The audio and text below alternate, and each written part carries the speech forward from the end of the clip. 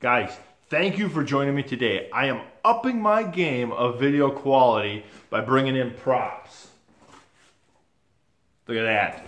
So what we're going to do is, how am I going to make money in 2018? Coming off a very tough year of 2017. We don't have any cash to carry over for 2018. So 18 is on its own.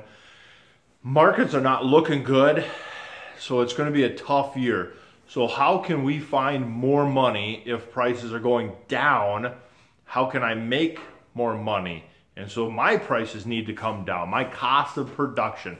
And so what the banker is going to look at, we have a 5-year average, our 2017 actuals, and our 2018 projections. And this is what the banker is going to agree with or disagree with, and you need to plead your case. So for corn production, he'll look and he'll see our 5-year average is 130 bushel. Our 10-year average is 100 bushel. So we're really coming up a long ways. This year we did 120, so I'm projecting 130 for next year because that's a safe bet. We're pretty confident we can hit average. That's why we have an average number, is because we know we can more times than not get there. But the price, you could go into the bank and say, I'm going to grow 150 bushel this year. And he might allow it. He might look at the trend for the last 5 years and be like, you know, I believe you could do it because the last several years have been very good. We'll allow you the 150. The price, my 5-year average price, let's just say it was $5. 2017 was $3.50. For 2018, we're probably going to be somewhere around $3. So that's 50 cents a bushel less than 2017. The government, and on soybeans, they'll do the same thing. The government will issue a spring price, and that spring price will be what your insurance goes off of and what the banker goes off of. I cannot go into the bank and say, I am a fantastic marketer. I am going to get $5 for my beans. He will laugh you right out and say, well, either way, I am only going to allow you a $2 line of credit per bushel. So he's only going to, you could have $10 here to say that's what you're going to get for marketing. He still might only allow you $260 to the acre for a budget anyhow, because he knows what price really is. He knows that the government had a spring price of $3, and he sees your production or projection there. So you can't just go in and say, yeah, I'm going to net $800 this year on corn. Look at all the money I'm going to make. Borrow me a ton of money. It don't work that way. So we got our average production and we got our price. So that gives me $390 to the acre. How am I going to make $390 to the acre work for me? Well, on our seed costs, let's say our 5-year was $100. Last year was $90. Next year, I want to be down to $70 an acre. I want to be almost $30 or 30% cheaper than my average. How can I do that? Is simply by selecting different hybrids and lowering my population a little bit. That's why we're always doing hybrid test plots and population studies, is to find which ones have the best return on investment, not who wins the test plot by yield. Who wins the test plot by money? That's all I care about. Money ain't all I care about. All I care about is who's going to make the most money for me. And so that's where all that test plot data and research stuff comes in, is that's how we're going to survive and move forward. So I can say, okay, look it. And the banker might say, well, how do you think you can get by at that? And I can show him our test plot data and say, well, look at these hybrids. They're coming along. Here is the price of them hybrids on a per acre basis, and here is the historic of test plot research we've done to show that they can handle the lower yield to still hit 130 bushels. I don't want to farm and try and get 150 bushels that I cannot consistently hit. I'd rather lower my budget to hit 130 because I know I can hit 130. If I fertilize for 130 bushel corn and we have a fantastic year, I can still hit 150 to 180 and then make a lot of money because I only put fertility out for 130. If I fertilize for 150 or 180 bushel and we get 130, that's not good. You're upside down. That don't work. The banker's going to want his money back. So we're going to lower seed costs next year. Then fertility, we used to be very high on fertility. We were well over 200 for our 5-year average. This year we're 150. Next year I want to be 120 or cheaper. How can I pull all that fertility money out? I still need to feed the crop. Again, the 5-year average is we were fertilizing in hopes of hitting that 150 and 170 bushel corn. Fertilizer prices were very high, and we were broadcasting a lot. In 2018, everything is going to be banded to the best that I can. I'm going to take advantage of the banding in the 30 years that the university have shown that by banding you can pull back rates and grow the same crop. There's efficiency there. So I'm going to take advantage of that and try and get under that 120 mark, which is saving me a lot of money per acre. Right there, them two things, that's $60 per acre or 20 bushels of production, which puts me to 150 bushel to go off of other year cash flows. It's working. But chemical wise, we have a 20 and a 20 and a 30 for next year. I'm going up in chemical expenses. 2018 will be our first year of fighting Roundup resistant weeds. We're going to spend more on chemicals to fight that. I don't want to be the guy in the neighborhood that lets the Roundup Ready weeds go wild. So we're going to have an expensive pre-emerge program, and we're going to have an expensive post-emerge program on both corn and beans. That's not good.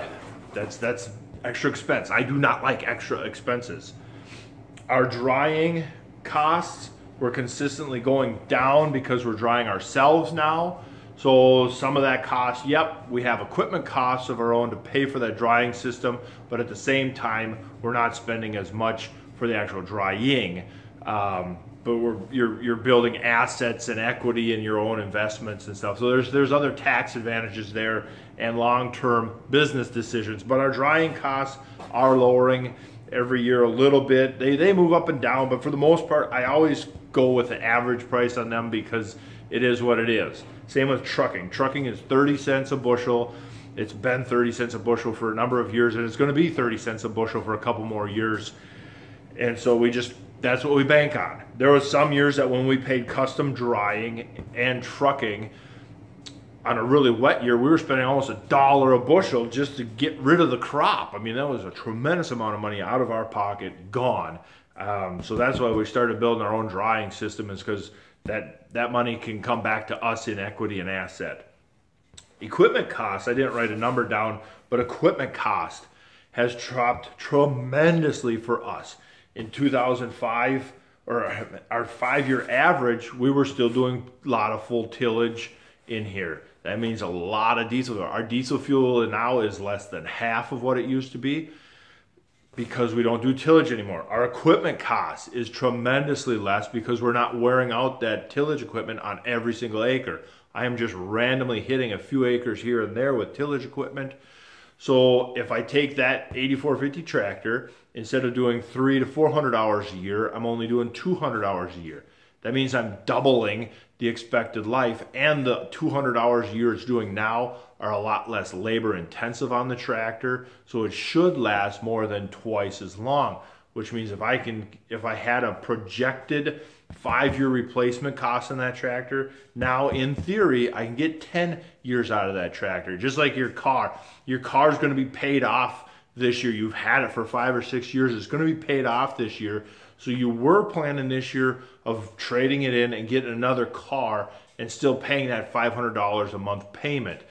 But since you really like the car and your job changed so you don't have to drive very far anymore, now you can get another 5 years out of that car. So now every month, instead of paying $500 on another car, you put that $500 in your pocket or put that $500 to help pay the other bills, and that's how you keep moving forward. Same with the 4640. Instead of helping do full tillage, all he does is plant and spray now. And moldboard. He has to do the moldboard work, but you guys are getting the gist of it. Beans. Our repair costs. Our repair costs have gone down tremendously since we're not pulling the snot out of this equipment.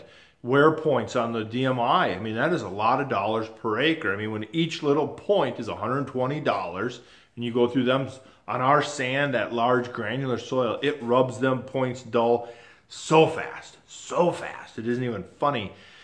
And so you're going through, you know, 120 times 7, you're basically $1,400, and you're going through that every couple hundred acres. I mean, that was a huge dollar per acre cost just to keep that DMI piece running, let alone the fuel and the labor and the time and the replacement cost of the tractor to pull it. Soybeans, everything's the same as corn. We're going to go higher on chemicals. Fertilizer is going to be pretty much the same on soybeans, maybe slightly less, but for the most part, we're going to see seed savings on soybeans. There's a tremendous amount of data out there saying we can grow our average soybean crop on a hugely, you know, 30%, 40% less population than what we used to run. Over here, I started going to no-till soybeans, and all the experts at that time were saying, well, if you're no-till, geez, you know, the ground's so cold, so wet, emergence is going to be poor, you know, you're going to have a hard time competing, and blah, blah, blah. You better up the population. And then all the other data was saying on poor yielding areas on soybeans, up the population. Now the data is coming out, and a few people tried it, is the data says we can grow 40 bushel beans on 40% of what we were putting in the ground. Well, so we're going to go from a seed of $100 to $70. I want 30% off my seed for next year. I think that's very doable. It's going to be hard mentally to do because change is always tough, but it's there. All we want is average. I don't want to go for 70 bushel beans anymore. That does not make sense. I can go 40. I know I can hit 40, so let's budget for that 40. Same on corn. We know we can get to 30. Let's budget for that 130. So this is how we do it. So we will be sitting down with our finance guy that helps us run all these numbers. So when I walk into the bank, I will have a QuickBooks statement. I will have a FinPack statement. I will have a full balance sheet. And we will just bombard them with information of how we're going to make it work for 2018. I think that covers it pretty well.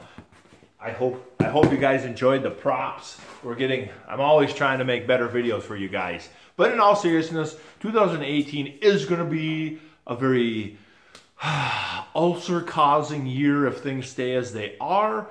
The weather really scares me going into next year because we're coming off of a 4-year from 2014, 15, 16, and 17. All 4 of them years were a vastly different year. And so it just kind of scares you, what on earth is 2018 going to bring for weather? And it scares us as to, with the markets in the last 4 years of being crazy, what on earth is going to happen for 2018, especially when these other countries are starting to ramp up production of their crop production. We are a worldwide market now. If China just says, well, for the next 6 months, we're going to buy an extra couple million bushels of corn, that will help us, even if they're not buying from us, because it's still out of the whole worldwide inventory, they're still going to just consume up that extra couple million bushels. It's a scary year to go into. It's going to be a tremendously difficult year to go into. I don't know what more to say on it. Guys, if you have any questions, please leave a comment. Thank you very much for watching. See you next time.